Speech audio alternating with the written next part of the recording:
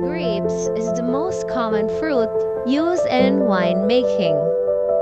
But today, we are going to explore on how are we going to make a wine using pears.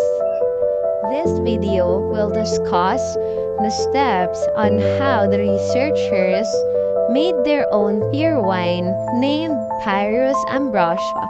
To avoid any microorganisms contamination, the researchers washed up all the pears with clean running water.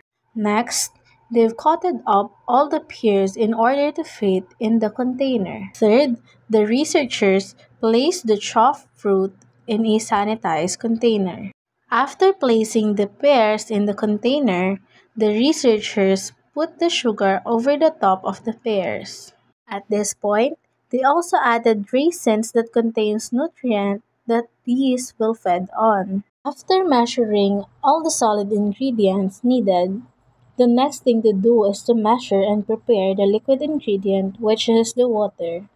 After measuring the exact amount of water needed in the mixture, the researchers boiled up the water to further kill the bacteria that the mixture might contain. When the water boils up, the researchers carefully placed them into the mixture and later on mixed it. After the mixture cooled down, the researchers added the yeast to start the fermentation process.